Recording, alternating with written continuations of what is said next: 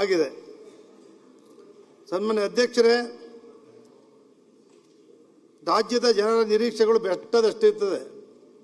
ಆದರೆ ಯಾರೇ ಮುಖ್ಯಮಂತ್ರಿಗಳಾದರೂ ನಿರೀಕ್ಷೆಗಳನ್ನು ಈಡೇರಿಸುವುದಕ್ಕೆ ಸಾಧ್ಯ ಆಗುವುದಿಲ್ಲ. ಆದರೆ ಈಗಿನ ಬಜೆಟ್ನಲ್ಲಿ ಸ್ವಲ್ಪ ಅಭಿವೃದ್ಧಿ ಕಡೆ ಗಮನ ಹರಿಸಿದೆ. ಹಿಂದಿನ ಬಜೆಟ್ನಲ್ಲಿ ಗ್ಯಾರಂಟಿಗಳ ಮಧ್ಯೆ ಅಭಿವೃದ್ಧಿ ಕಳೆದು ಹೋಗಿತ್ತು. ಈ ಬಾರಿ ಅಭಿವೃದ್ಧಿ ಕೆಲಸಗಳು ಚೇತರಿಸಿಕೊಳ್ಳುವ ನಿರೀಕ್ಷೆ ಇದೆ. ಇದಕ್ಕೆ ಮೂಲ ಕಾರಣ ಹೆಚ್ಚಾದ ರಾಜ್ಯದ ಬಜೆಟ್ ಗ್ಯಾರಂಟಿಗಳಿಗೂ ಕೂಡ ಹಣ ಮೀಸಲಿಟ್ಟಿರುವ ಜೊತೆಗೆ ಅಭಿವೃದ್ಧಿ ಕಾರ್ಯಗಳು ಕೂಡ ಹಣ ಒದಗಿಸಲು. ಅಧ್ಯಕ್ಷರೇ, ನಮ್ಗೆ ಯಾವಾಗಲೂ ಕೂಡ ವಿಧಾನಸಭೆಯಲ್ಲಿ ಪ್ರತಿಧ್ವನಿಸ್ತಕ್ಕಂಥ ಬೆಳಗಾವಿ ಇರಲಿ, ಬೆಂಗಳೂರಿರಲಿ, ನೀರಾವರಿ ಬಗ್ಗೆ ನಮ್ಮ ದೇಶದ ಅಭಿವೃದ್ಧಿ ಅಂತಕ್ಕಂಥ ಭಾವನೆಯಿಂದ ಬೆಂಗಳೂರು ಅಭಿವೃದ್ಧಿ ಎರಡೂ ಪ್ರಮುಖವಾಗಿ ವಿಧಾನಸಭೆಯಲ್ಲಿ ಚರ್ಚೆ ಆಗ್ತಾ ಇರೋದನ್ನು ನಾವೆಲ್ಲರೂ ಕೂಡ ಕಾಣ್ತಾ ಇದ್ದೇವೆ. ಅಧ್ಯಕ್ಷರೇ, ಕರ್ನಾಟಕ ರಾಜ್ಯದ ಉತ್ತರ ಕರ್ನಾಟಕದ ಮಹತ್ವಾಕಾಂಕ್ಷಿ ಯೋಜನೆಯಾದ UKP ಸ್ಟೇಜ್ 3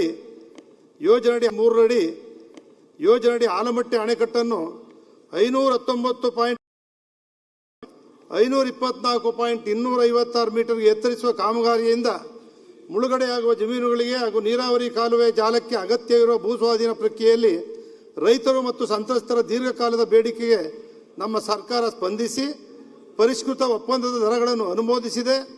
ಮುಳುಗಡೆಗೊಳ್ಳುವ ಖುಷ್ಕಿ ಜಮೀನಿಗೆ ಪ್ರತಿ ಎಕರೆಗೆ 40 ಲಕ್ಷ ನಿಗದಿಪಡಿಸಲಾಗಿದೆ.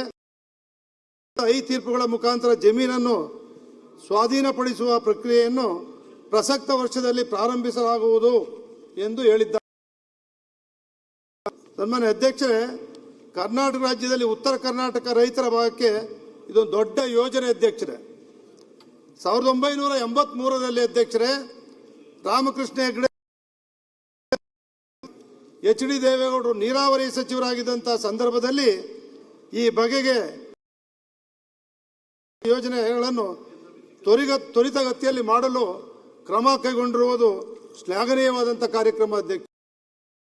ಸನ್ಮಾನ್ಯ ಅಧ್ಯಕ್ಷರೇ, ಈ ರಾಜ್ಯದ ಪ್ರಾಮಾಣಿಕ ಮುಖ್ಯಮಂತ್ರಿಯಾಗಿ ಸೇವೆ ಸಲ್ಲಿಸಿದ ಸನ್ಮಾನ್ಯ ಶ್ರೀ ನಿಜಲಿಂಗಪ್ಪನವರು ಈ ದೇಶದ ಆಡಳಿತದಲ್ಲಿ ಪ್ರಧಾನಮಂತ್ರಿಗಳಾಗಿದ್ದಂಥ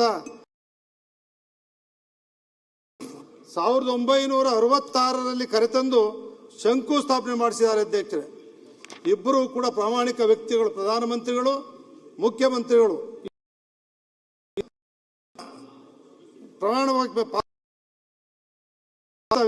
ಸರಳವಾಗಿದ್ದಂಥ ವ್ಯಕ್ತಿಗಳು.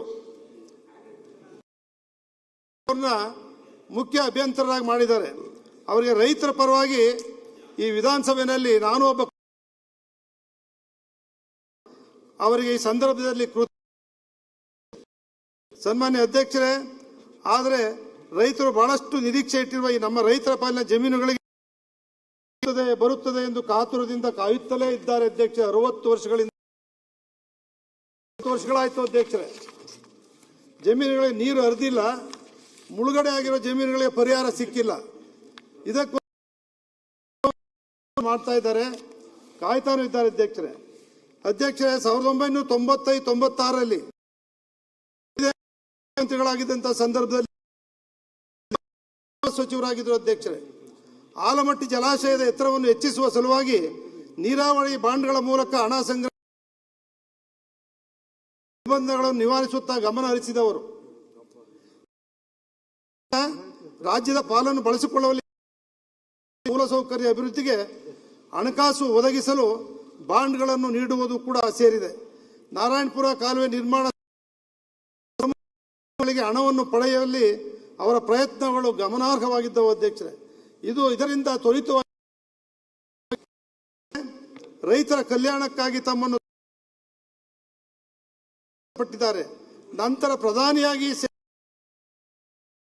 ನೀರಾವರಿ ಯೋಜನೆ ಪ್ರಯೋಜನ ಕಾರ್ಯಕ್ರಮ AIVP ಅಡಿಯಲ್ಲಿ ಮೇಲ್ಭಾಗದ ಕೃಷ್ಣಾ ಯೋಜನೆ UKP ಯೋಜನೆಗಳಿಗೆ ಒಂದು ದಾಖಲೆಯಾಗಿ ಇವತ್ತು ಹಣವನ್ನು ನೀರಾವರಿಗೆ ಕೊಟ್ಟಂತವರು ಸನ್ಮಾನ್ಯ HD ದೇವೇಗೌಡರು. ಅಧ್ಯಕ್ಷರೇ, ನಮ್ಮ ರಾಜ್ಯದಲ್ಲಿ ನೀರಾವರಿಗೆ 29-30ರಷ್ಟಿದೆ. ಇದರ 50% ಅಧ್ಯಕ್ಷರೇ, ಉತ್ತರ ಕರ್ನಾಟಕದ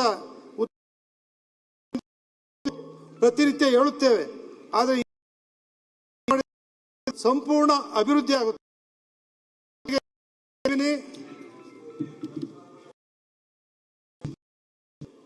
ರೆಡ್ಡಿ ಅವರೇ ತಗೊಳ್ರಿ ಫೋನು. ಆದರೆ ನೀರಾವರಿ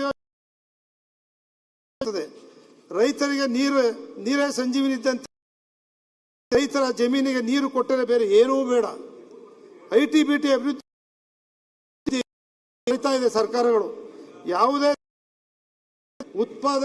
ಉತ್ಪಾದನೆ ವಲಯ ಗಟ್ಟಿಯಾಗಲಿಲ್ಲವೆಂದರೆ ಆರ್ಥಿಕ ಅಭಿವೃದ್ಧಿ ಕುಂಠಿತ. ಐಟಿ ಬಿಟಿಯಿಂದ ನೌಕರಿ ಉದ್ಯೋಗ ಸಿಗಲಿದೆ. ಆರ್ಥಿಕವಾಗಿ ರೈತ ಕುಟುಂಬಗಳು ಅಭಿವೃದ್ಧಿ ಹೊಂದುವುದಿಲ್ಲ. ಉದಾಹರಣೆಗೆ 2008ರಲ್ಲಿ ಜಾಗತಿಕ ಅಮೆರಿಕ, ಯುರೋಪ್ ದೇಶಗಳು ತತ್ತರಿಸಿ ಹೋದ ಸಿಂಗಾಪುರ್, ಜಪಾನ್ ಬಿಸಿ ತಟ್ಟಲಿಲ್ಲ. ಕಾರಣ ಕೃಷಿ ಜೊತೆಗೆ ಉತ್ಪಾದನಾ ವಲಯಗಳು ಯಶಸ್ವಿಯಾಗಿ ಕೃಷಿ ಮುಂದಿನ ವರ್ಷಗಳಲ್ಲಿ ಐಟಿ ಬಿಟಿ ವಲಯಗಳ ರೀತಿ. ಆದ್ದರಿಂದ ಅಧ್ಯಕ್ಷರೇ, ಮುಂಬರುವ ವರ್ಷಗಳಲ್ಲಿ ಸರ್ಕಾರ ರೈತರಿಗೆ ನೀರಾವರಿ ಸೇರಿದಂತೆ ಎಲ್ಲಾ ಸವಲತ್ತುಗಳನ್ನು ಒದಗಿಸಿದರೂ ಆ ಭಾಗದ ರೈತರ ಜೊತೆ ಕಾನೂನು ತೊಡಕುಗಳನ್ನು ನಿವಾರಿಸಬೇಕು. ಅಧ್ಯಕ್ಷರೇ,